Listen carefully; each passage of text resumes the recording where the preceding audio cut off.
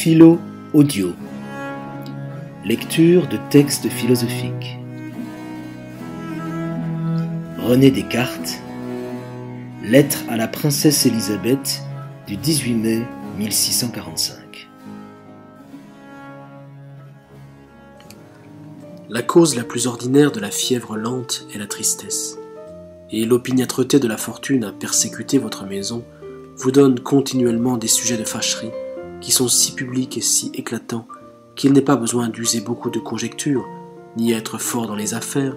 pour juger que c'est en cela que consiste la principale cause de votre indisposition. Et il est à craindre que vous n'en puissiez être du tout délivré, si ce n'est que par la force de votre vertu,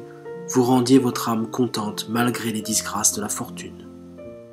Je sais bien que ce serait être imprudent de vouloir persuader la joie à une personne à qui la fortune envoie tous les jours de nouveaux sujets de déplaisir, et je ne suis point de ces philosophes cruels qui veulent que leurs sages soient insensibles. Je sais aussi que votre Altesse n'est point tant touchée de ce qui la regarde en son particulier que de ce qui regarde les intérêts de sa maison et des personnes qu'elle affectionne, ce que j'estime comme une vertu la plus aimable de toutes. Mais il me semble que la différence qui est entre les plus grandes âmes et celles qui sont basses et vulgaires consiste principalement en ce que les âmes vulgaires se laissent aller à leurs passions et ne sont heureuses ou malheureuses que selon que les choses qui leur surviennent sont agréables ou déplaisantes, au lieu que les autres ont des raisonnements si forts et si puissants que, bien qu'elles aient aussi des passions, et même souvent de plus violentes que celles du commun, leur raison demeure néanmoins toujours la maîtresse et fait que les afflictions même leur servent et contribuent à la parfaite félicité dont elles jouissent dès cette vie. Car d'une part, se considérant comme immortelles et capables de recevoir de très grands contentements, puis d'autre part, considérant qu'elles sont jointes à des corps mortels et fragiles qui sont sujets à beaucoup d'infirmités et qui ne peuvent manquer de périr dans peu d'années, elles font bien tout ce qui est en leur pouvoir pour se rendre la fortune favorable en cette vie, mais néanmoins, elles l'estiment si peu au regard de l'éternité qu'elles n'en considèrent quasi les événements que comme nous faisons ceux des comédies.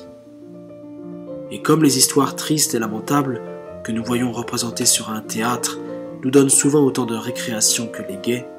bien qu'elles tirent des larmes de nos yeux, ainsi ces plus grandes âmes dont je parle ont de la satisfaction en elles-mêmes de toutes les choses qui leur arrivent, même des plus fâcheuses et insupportables. Ainsi, ressentant de la douleur en leur corps, elles s'exercent à la supporter patiemment, et cette épreuve qu'elles font de leur force leur est agréable. Ainsi, voyant leurs amis en quelque grande affliction, elles compatissent à leur mal et font tout leur possible pour les en délivrer, et ne craignent pas même de s'exposer à la mort pour ce sujet s'il en est besoin.